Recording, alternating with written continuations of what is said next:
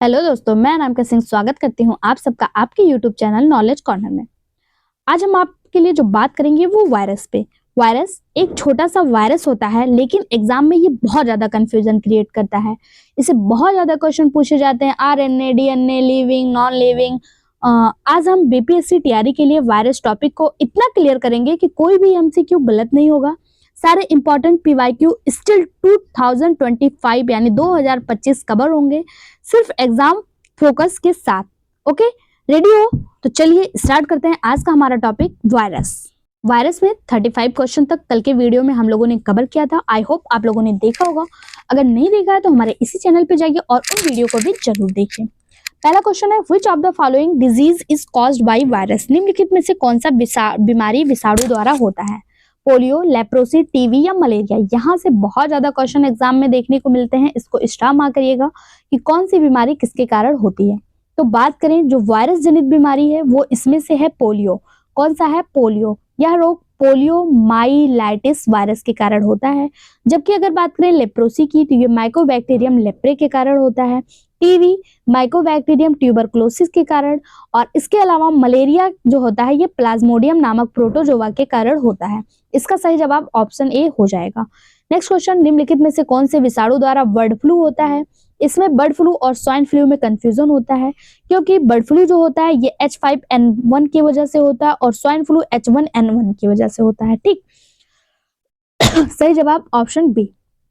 अगला क्वेश्चन, इनमें से कौन सा जोकर्स ऑफ माइक्रोबायोलॉजिकल पार्क कहलाता है? इंपॉर्टेंट क्वेश्चन, स्टार मार्क करिएगा। माइक्रोबायोलॉजिकल पार्क का जोकर कौन है? बैक्टीरिया, वायरस, माइकोप्लाज्मा या साइनोबैक्टीरिया? TSSB पीजीटी में आया हुआ क्वेश्चन है। इसका सही जवाब हो जाएगा ऑप्शन सी, माइकोप्लाज्मा, जिसे पीपीएलओ के नाम से जाना जाता है। सबसे छोटी कोशिका भी इसी माइकोप्लाज्मा की है। इसे माइक्रोबायोलॉजी का जोकर कहा जाता है। यह सबसे छोटी जीवित कोशिका है जो बिना ऑक्सीजन के जिंदा रह सकती है। ठीक है, यही वह सबसे छोटा जीव है जो प्रजनन करने में सक्षम होता है। इन कोशिका की दीवार में म्यूरिन या फिर पेप्टिडोग्लाइकेन की कमी होती है, इसलिए यह किसी भी आकार में फैल जाते हैं, अपने आप को बदल लेते हैं, इसीलिए इन्हें जोकर्स ऑफ माइक्रोबायोलॉजिकल पार्क कहा जाता है। ऑप्शन सी इसका सही जवाब। अगला क्वेश्चन देखते हैं, वायरस में प्रक्रिया अनुपस्थित होती है, process absent in virus. Virus में क्या नहीं होता है? रिप्लिकेशन, तो वायरस में रिप्लिकेशन नहीं होगा तो वो अपनी प्रजाति को बढ़ाएगा कैसे? प्रोटीन सिंथेसिस बिल्कुल होता है। म्यूटेशन बिल्कुल होता है। एनर्जी लिब्रेशन यानी ऊर्जा मुक्ति, वायरस में यही प्रक्रिया नहीं होती है। वायरस को सजीव और निर्जीव के बीच की कड़ी कहा जाता है। यह संक्रमण फैलाने का कार्य करता है। ये वायु, जल, मिट्टी सभी जगह पे पाया जाता है। इसमें न्यूक्लियोप्रोटीन के कण होते हैं। आनुवांशिक पदार्थ के रूप में डीएनए या आरएनए में से एक होता है। प्रोटीन की एक कवर होती है जिसे कैप्सिड के नाम से जाना जाता है। इसमें रिप्लिकेशन होता है, प्रोटीन सिंथेसिस होती है, म्यूटेशन होता है, लेकिन इसमें ऊर्जा मुक्ति नहीं होती है। ऑप्शन डी इसका सही जवाब हो जाएगा, क्योंकि पूछा कौन सा अनुपस्थित है, तो ऑप्शन डी ही अनुपस्थित है। अगला क्वेश्चन, वायरस होता है retrovirus, RNA virus, DNA virus या HTLV? HIV वायरस कैसा होता है? अच्छा, HIV वायरस कैसा होता है?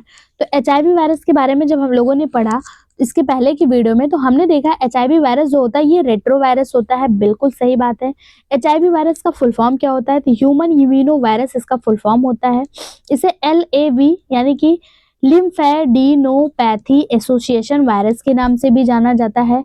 इसके अलावा HIV वायरस का एक और नाम है, इसे HTLV3 यानी human T cell lymphotropic virus type 3 के नाम से भी जाना जाता है। तो इसका जो सही जवाब हो जाएगा वो हो जाएगा इसका सही जवाब जो हो जाएगा वो हो जाएगा ऑप्शन सी। A, B और D तीनों ही सही है। जो HIV वायरस होता है इसमें DNA वायरस नहीं होता है। क्या होता है? DNA वायरस नहीं होता है। इसमें सिंगल स्टैंडर्ड RNA होता है। क्या होता है? सिंगल स्टैंडर्ड RNA इसके आनुवांशिक पदार्थ के रूप में कार्य करता है। राजस्थान PSC PGT में आया हुआ क्वेश्चन है, ध्यान दीजिएगा।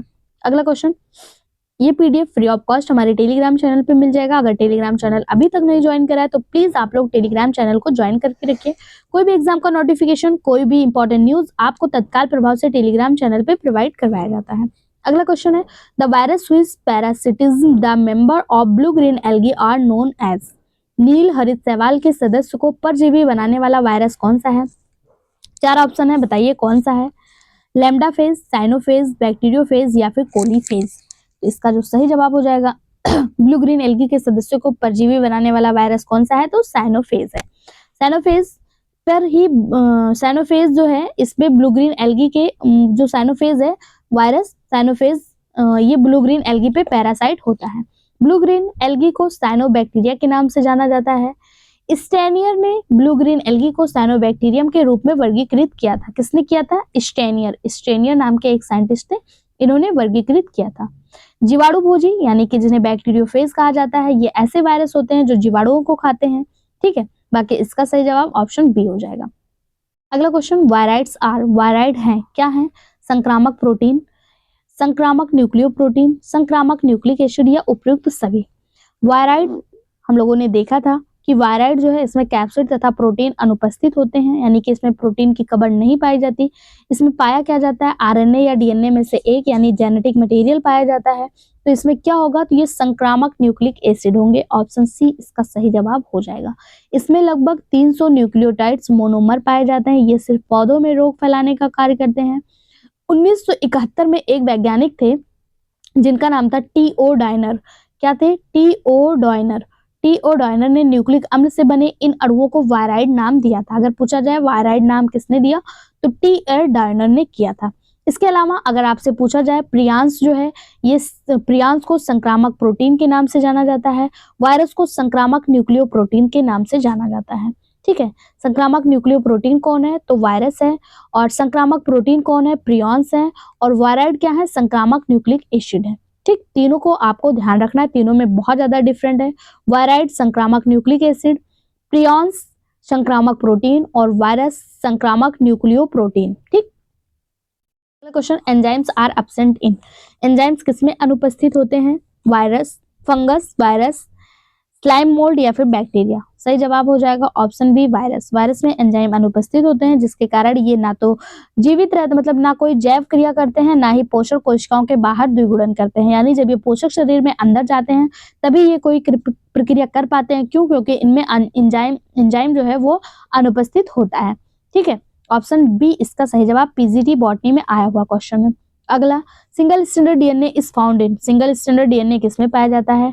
रियो virus, E coli, alpha into 174 virus या लैम्डा फेज। सही जवाब हो जाएगा ऑप्शन सी, 5 इंटू 174 वायरस में सिंगल स्टैंडर्ड डीएनए देखने को मिलता है। ऑप्शन सी इसका सही जवाब हो जाएगा। ये है क्या? तो ये एक बैक्टीरियोफेज है। बैक्टीरियोफेज है, इन विषाणुओं में एक सिंगल स्टैंडर्ड डीएनए होता है।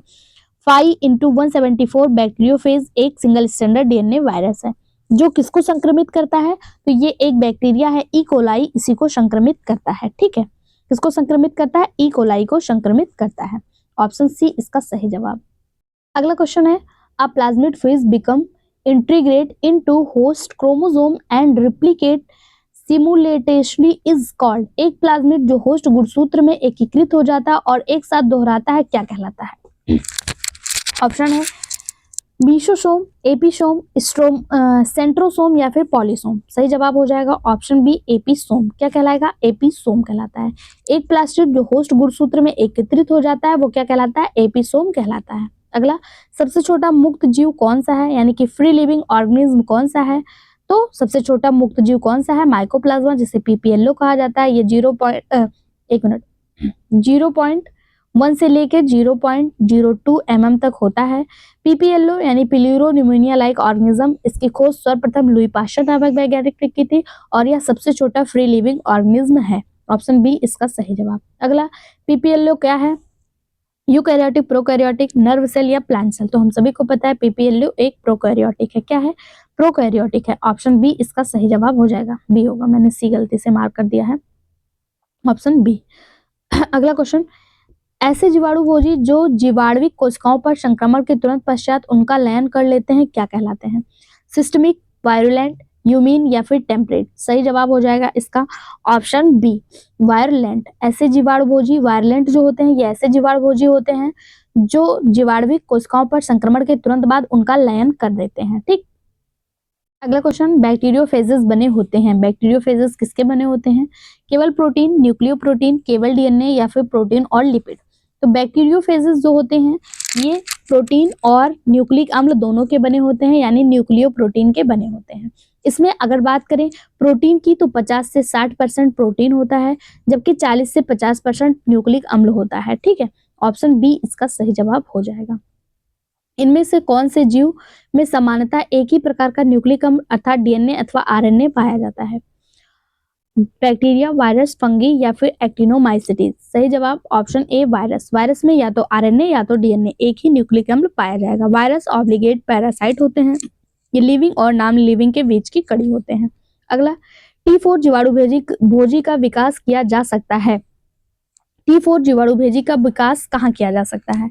In the colon bacterium E coli, यानी वृद्धांत में पनपने वाले जो इकोलाई बैक्टीरिया हैं, या फिर in the artificial treatment medium, कृत्रिम उपचार वाले माध्यम से, दोनों से या इनमें से कोई नहीं। तो इसका जो सही जवाब हो जाएगा वो हो जाएगा ऑप्शन डी, यानी option C, both of these.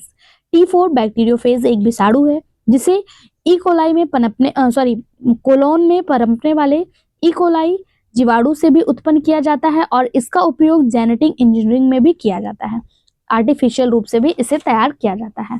Option C इसका सही जवाब हो जाएगा। ठीक, क्या हो जाएगा? ऑप्शन सी दोनों ही इसका सही जवाब है। अगर पूछा जाए बैक्टीरियोफेज फैमिली क्या है, तो बैक्टीरियोफेज जो है ये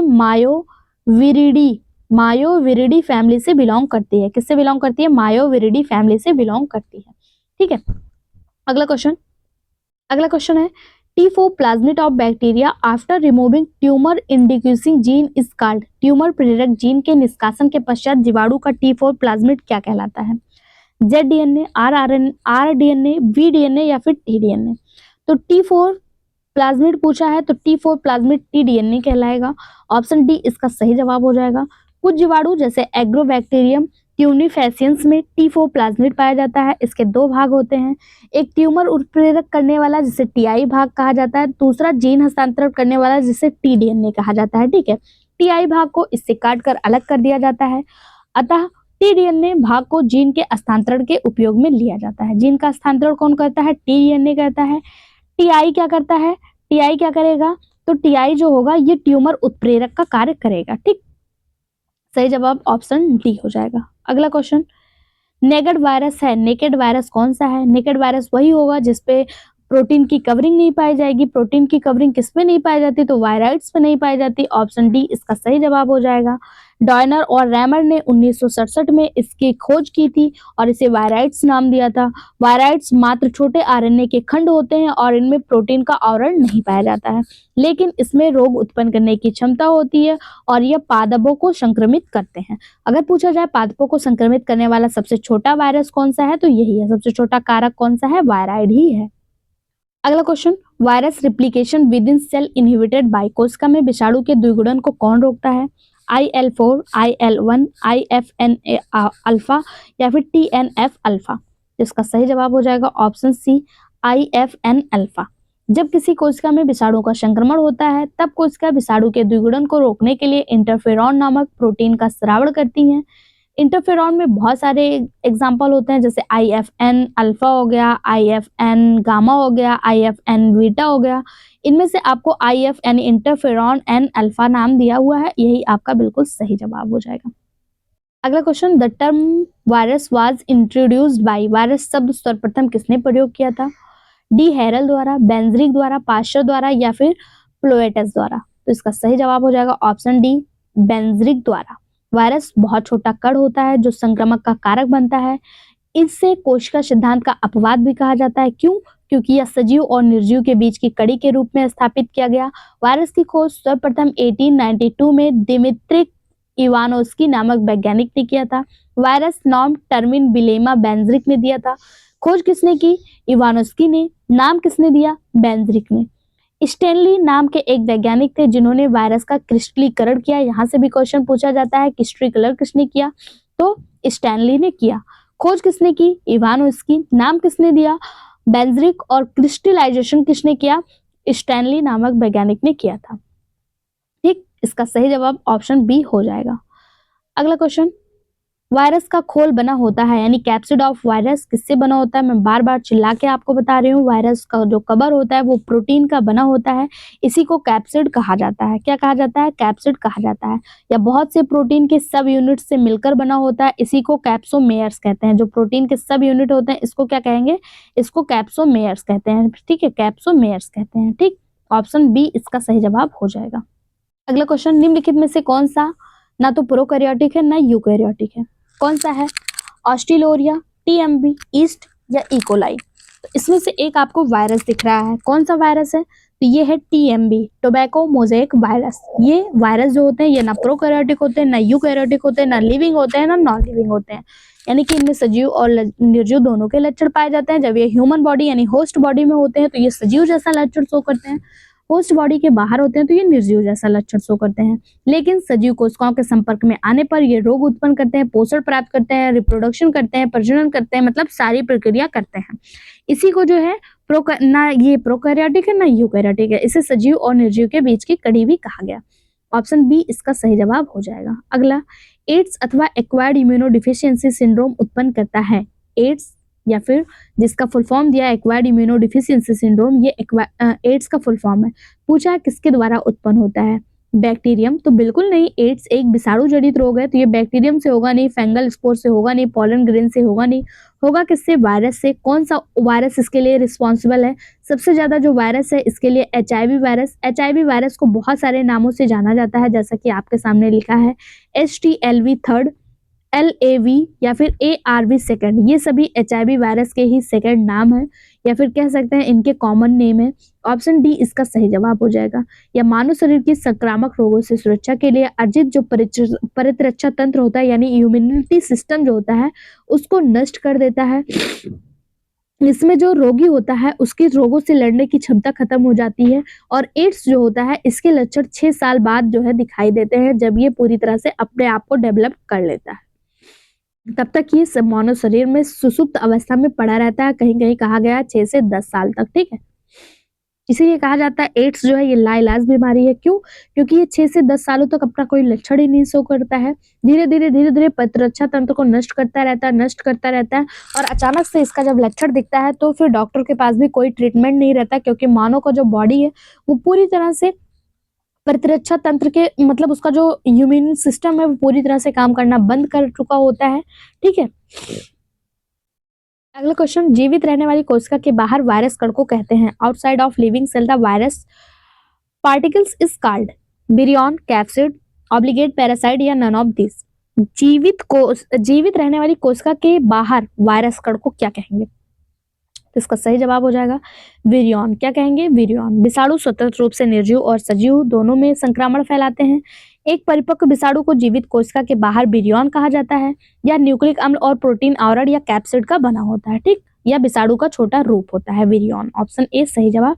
झारखंड, डाइट, एनवीएस, टीजीटी और D SSS तीनों में पूछा गया क्वेश्चन है। अगला, विरियंस क्या है? तो वायरस का कैप्सिड है। वायरस की पूर्ण अवस्था है तो वायरस का पूर्ण अवस्था है। क्यों? क्योंकि विरियंस में न्यूक्लिक एसिड और न्यूक्लिक एसिड जो जेनेटिक मटेरियल है इसके अलावा कैप्सिड दोनों ही पाया जाता है। ठीक है, इसलिए ये वायरस की पूर्ण अवस्था होती है। विरियन का जो आकार होता है ये 10 से 900 मिली माइक्रोन तक होता है। कितना? 10 से 900 मिली माइक्रोन तक। अगला, साई इंटू 174 विषाणु के जीनोम में बीपी की संख्या क्या है? इसका सही जवाब हो जाएगा ऑप्शन बी 5386। ये क्वेश्चन आपको LT ग्रेड हाल फिलहाल के एग्जाम में देखने को मिला था। साई इंटू 174 विषाणु के जीनोम में बीपी की संख्या 5386 होती है। इसको कोलीफेज के नाम से भी जाना जाता है। ठीक है, यह कोलीफेज वायरस में अपवाद के रूप में कार्य करता है। ऑप्शन बी इसका सही जवाब हो जाएगा। अगला क्वेश्चन, एक वायरस यानी विषाणु में क्या पाया जाता है? तो एक विषाणु में न्यूक्लिक एसिड और प्रोटीन दोनों पाया जाएगा। न्यूक्लिक एसिड में या तो RNA होगा या तो DNA होगा, लेकिन DNA के साथ साथ अगर DNA होगा तो इसके अलावा प्रोटीन भी होगा, RNA होगा तो इसके अलावा प्रोटीन भी होगा, प्रोटीन होगा तो RNA या DNA में से एक होगा, यानी कि प्रोटीन और न्यूक्लिक एसिड दोनों ही पाया जाता है। ऑप्शन डी इसका सही जवाब हो जाएगा। वायरस ऑब्लिगेट पैरासाइट होता है, बार बार मैं आपको बता रही हूँ। नॉन सेल्यूलर होता है यानी इसमें कोई भी कोशिका नहीं होती है। विशिष्ट न्यूक्लियो प्रोटीन कण होते हैं जो लिविंग के अंदर लिविंग जैसा और बाहर नॉन लिविंग जैसा व्यवहार प्रदर्शित करते हैं। वायरस संरचना में प्रोटीन आवरण से घिरा न्यूक्लिक अम्ल होता है। बाहरी आवरण को कैप्सिड कहा जाता है जो प्रोटीन की बनी होती है। प्रोटीन की इकाई को कैप्सोमियर कहा जाता है। हर वर्ड से एक क्वेश्चन आपको देखने को मिल सकता है। प्रोटीन की छोटी छोटी इकाई क्या कहलाती है? कैप्सोमियर कहलाती है। और प्रोटीन की कवरिंग को कैप्सिड कहा जाता है। पूरे कण को विरियॉन कहते हैं। विरियॉन वायरस का छोटा रूप होता है। इसमें कैप्सिड और न्यूक्लिक अम्ल दोनों ही पाया जाता है। न्यूक्लिक अम्ल आरएनए अथवा डीएनए में से एक ही होता है। न्यूक्लिक अम्ल विरियॉन का 6% भाग बनाता है जबकि प्रोटीन 94% भाग बनाता है। यानी कि सबसे ज्यादा कौन बनाएगा? प्रोटीन बनाएगा। कितना? 94%। और न्यूक्लिक अम्ल कितना बनाएगा? 6%। सही जवाब ऑप्शन डी। अगला क्वेश्चन, निम्नलिखित में से कौन सा कथन सत्य है? आपके सामने कुछ कथन दिए हैं, पूछा कौन सा सत्य है। पहला दिया विषाणु में प्रोटीन परत यानी प्रोटीन कवर जो है वो कैप्सोमियर की बनी होती है। तो आप बताइए विषाणु में जो प्रोटीन कवर होती है वो किसकी बनी होती है? तो ये छोटे छोटे प्रोटीन से मिलकर बने होते हैं जिसे कैप्सोमियर कहा जाता है। बिल्कुल सही जवाब है, पहला बिल्कुल सत्य है। फिर दिया है virus can multiply in dead cell also. Virus जो है ये मृत कोशिकाओं में भी द्विगुणन कर सकते हैं, बहुगुणन कर सकते हैं। तो बिल्कुल नहीं, ये केवल लिविंग में ही करेंगे। Virus have their own protein synthesis system. बिल्कुल नहीं, क्योंकि इसमें राइबोसोम नहीं पाया जाता है। Virus are made up of protein coat and nucleic acid. बिल्कुल नहीं, ये दोनों नहीं बनाते हैं। ऑप्शन ए ही इसका सही जवाब हो जाएगा। विषाणु में प्रोटीन कोट कैप्सोमियर के नाम से जाना जाता है जो कैप्सिड के समान सब यूनिट की बनी होती है। प्रत्येक कैप्सोमियर में 146 अमीनो अम्ल लगे होते हैं। विषाणु का बाहरी आवरण कैप्सिड में बहुत सी प्रोटीन यानी कैप्सोमियर से बने होते हैं। तो ऑप्शन ए ही इसका सही जवाब हो जाएगा। अगला क्वेश्चन, प्रोटीन में संक्रामक कण जिसमें न्यूक्लिक अम्लों का अभाव होता है वो क्या कहलाते हैं? विरियॉन, पीरियॉन, प्रियॉन, वायराइड्स या फिर वायरोसाइट्स। यानी कि प्रोटीन में संक्रामक कण जिसमें न्यूक्लिक अम्ल नहीं पाया जाता, यानी प्रोटीन की कवर पाई जाती है लेकिन न्यूक्लिक एसिड नहीं पाया जाता है, वो क्या कहलाएंगे? तो वो क्या कहलाएंगे? प्रियॉन्स कहलाएंगे। ऑप्शन बी इसका सही जवाब हो जाएगा। प्रियॉन्स की खोज सबसे पहले किसने किया था? तो स्टैनली प्रूशिनर नामक वैज्ञानिक ने किया था और 1983 में इन्होंने खोज की। 1997 में इन्हें प्रियॉन्स की खोज के लिए नोबेल पुरस्कार भी मिला था। किसने किया था? स्टैनली प्रूशिनर नामक वैज्ञानिक ने किया था। ऑप्शन बी इसका सही जवाब हो जाएगा। अगला क्वेश्चन, सबसे सूक्ष्म प्रोटीन युक्त संक्रमण करने वाला कण क्या है? सबसे सूक्ष्म प्रोटीन युक्त संक्रमण करने वाला यही प्रियॉन्स है। प्रियॉन्स जो है इसकी खोज प्रूशिनर नामक वैज्ञानिक ने की था जिसके लिए इन्हें नोबेल पुरस्कार भी मिला था। ठीक है, ये प्रोटीन में संक्रामक कण होता है जिसमें न्यूक्लिक अम्ल जो है वो नहीं पाया जाता है। दूसरे शब्दों में आप कह सकते हैं कि ऐसे रोग संक्रामक कारक जिसमें केवल प्रोटीन होता है, न्यूक्लिक एसिड नहीं पाया जाता, उसे प्रियॉन्स कहा जाता है। ठीक है, वायराइड्स जो होता है ये विषाणु का छोटा रूप होता है, यानी प्रोटीन कवर और न्यूक्लिक एसिड दोनों ही इसमें मौजूद होता है और विषाणु में भी दोनों मौजूद होता है। बैक्टीरियोफेज जो होता है ये बैक्टीरिया को संक्रमित करने वाला एक वायरस है। अगला क्वेश्चन, हाइड्रोफोबिया किसके कारण होता है? बैक्टीरिया, वायरस, फंगस या प्रोटोजोआ। तो हाइड्रोफोबिया क्या है? हाइड्रोफोबिया वही बीमारी है जो कुत्तों के काटने से होती है, जिसे आप जनरली रेबीज बीमारी के नाम से जानते हैं। वो रेबीज बीमारी नहीं होती, उस बीमारी को हाइड्रोफोबिया कहा जाता है। ये एक वायरल डिजीज है। इसमें व्यक्ति जो है इसको जल से डर लगने लगता है। ये रेबीज के इन्फेक्शन से फैलता है। कोई भी एनिमल्स है, पेट है जिसमें ऑलरेडी रेबीज है, ध्यान दीजिएगा, एक बात ध्यान दीजिएगा, सारे जानवरों के काटने से रेबीज नहीं फैलता है। रेबीज उसी से फैलेगा जिसमें ऑलरेडी रेबीज हो, जिस एनिमल में पहले से रेबीज के सिम्टम रेबीज वायरस देखने को मिला हो, उसी से जो है रेबीज फैलता है। और उससे क्या होता है? हाइड्रोफोबिया नामक बीमारी होती है। इसमें व्यक्ति को क्या होता है? जल से जो है यानी पानी से जो है वो डर लगने लगता है। इसके अलावा इसके शुरुआती लक्षणों में बुखार होगा, जगह जगह पर झुंझुनी जैसे लक्षण दिखाई देंगे, मतलब कि पैरों में कंपन होने लगेगा, झुंझुनी पकड़ेगी, और पानी से डर इसका प्रमुख लक्षण होता है। ऑप्शन बी इसका सही जवाब हो जाएगा। ये एक वायरल डिजीज है। अगला, an example of plant virus. Plant virus का एग्जाम्पल कौन सा है? Adeno virus, HIV virus, influenza virus या TMB वायरस। तो हम सभी को पता है एडिनो वायरस जो है ये मनुष्य में समान सर्दी जुकाम के लिए जिम्मेदार होता है। HIV वायरस एड्स के लिए जिम्मेदार होता है, ये भी ह्यूमन में होता है। इन्फ्लुएंजा वायरस से खांसी होता है, ये भी ह्यूमन में होता है। लेकिन TMB वायरस इसका फुल फॉर्म ही है टोबैको मोजेक वायरस, यानी मोजेक में पाया जाता है। मोजेक यानी तंबाकू में, तंबाकू यानी प्लांट में। तो प्लांट का वायरस कौन सा हो गया? TMB वायरस हो गया। ये क्वेश्चन आपका LT ग्रेड में आया हुआ क्वेश्चन है। ठीक है, अगर बात करें टीएमबी वायरस की, तो ये कैसा होता है, तो ये खोखला होता है और डंडे के समान होता है। कैसा होता है, खोखला होता है और रॉड शेप होता है। इसकी लंबाई 3000 एंगस्ट्रॉम से लेकर 3000 एंगस्ट्रॉम होता है और इसका जो व्यास होता है यानी डायामीटर होता है वो 180 एंगस्ट्रॉम होता है। इसका प्रोटीन आवरण 21-30 कैप्सोमियर का बना होता है, यानी 2130 कैप्सोमियर में इसमें प्रोटीन आवरण होता है, जो कि कुंडली के रूप में बना होता है। प्रत्येक कैप्सोमियर के अंदर की ओर एक फॉरो यानी कि एक खांचा देखने को मिलता है। ये संक्रमित किसको करता है, मोजैक को यानी तंबाकू की पत्तियों को संक्रमित करता है। ऑप्शन डी इसका सही जवाब हो जाएगा। अगला क्वेश्चन है, ये टीएमबी वायरस का आपके सामने डायग्राम है, ये टीएमबी वायरस की संरचना है। ठीक है, अगला question, the genetic material of TMB is, TMB का आनुवंशिक सामग्री क्या है, क्रोमोसोम, डीएनए, आरएनए या नन ऑफ दीज। तो सही जवाब हो जाएगा इसका ऑप्शन सी आरएनए। टीएमबी की आनुवंशिक सामग्री आरएनए है। आरएनए का फुल फॉर्म राइबोन्यूक्लिक एसिड होता है। ये प्रोटीन सिंथेसिस का कार्य करता है। आरएनए क्या करता है, प्रोटीन सिंथेसिस का कार्य, एक मिनट, आरएनए नहीं करता, सॉरी, आरएनए एक जेनेटिक मटेरियल है। ठीक है, प्रोटीन सिंथेसिस राइबोसोम करता है। इसका फुल फॉर्म होता है राइबोन्यूक्लिक एसिड। ठीक है, आरएनए का फुल फॉर्म क्या होता है, राइबोन्यूक्लिक एसिड। टीएमबी, जैसा कि मैंने अभी आपको बताया, ये खोखला डंडे के आकार का होता है। 3000 एंगस्ट्रॉम इसकी लंबाई होती है। इसका डायामीटर 180 एंगस्ट्रॉम होता है। इसके जो प्रोटीन आवरण होते हैं वो 21-23 कैप्सोमियर के बने होते हैं। ठीक है, और इसकी आनुवंशिक सामग्री क्या होती है, आरएनए होती है। ऑप्शन सी इसका सही जवाब हो जाएगा। यहाँ पे वायरस टॉपिक आपका कंप्लीट होता है। आगे के वीडियो में हम लोग बैक्टीरिया के बारे में पढ़ेंगे, यानी बैक्टीरिया टॉपिक के सारे इंपॉर्टेंट क्वेश्चन देखेंगे। आई होप सो आपको वीडियो पसंद आया होगा। कैसा लगा कमेंट बॉक्स में जरूर बताएं। वीडियो को लाइक, शेयर और सब्सक्राइब करना बिल्कुल मत भूलें। Thank you.